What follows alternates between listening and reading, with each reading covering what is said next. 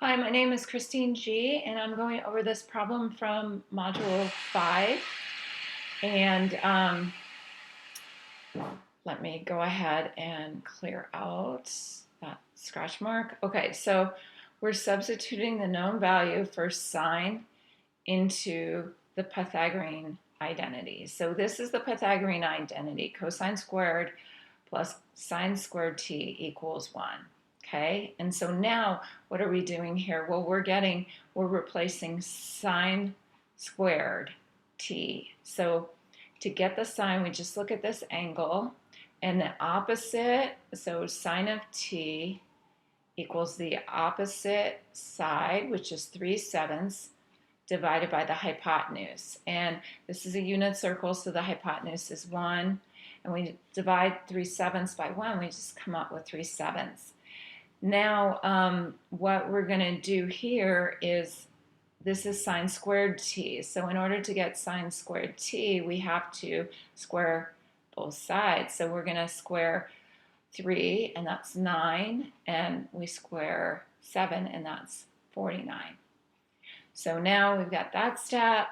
So the next thing we're going to do is isolate cosine squared of t. And the way that we do that is we take our equation, cosine squared t plus 9/49 equals 1.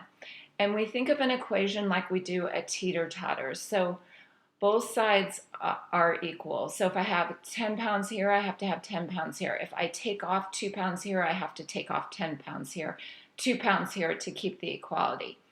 So I'm trying to isolate or get cosine squared t by itself. So what am I going to do? I'm going to do the opposite of whatever this function is, and this is adding. So I'm going to subtract 9/49, and what I do to one side, I have to do to the other side to keep the equality.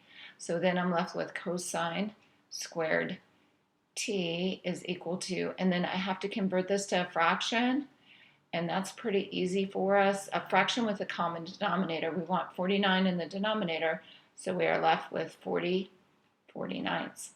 Now I need to find out what cosine is, so I'm going to square root both sides, and when I do, I come up with cosine t equals, then I'm going to take the square root of 40. Well, I can just set up a factor tree.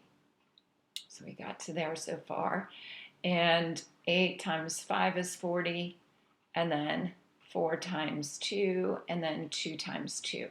So I have a pair. So this would be plus or minus 2, and then inside of the parentheses is going to be 5 times 2. That gets left because it's not a perfect square.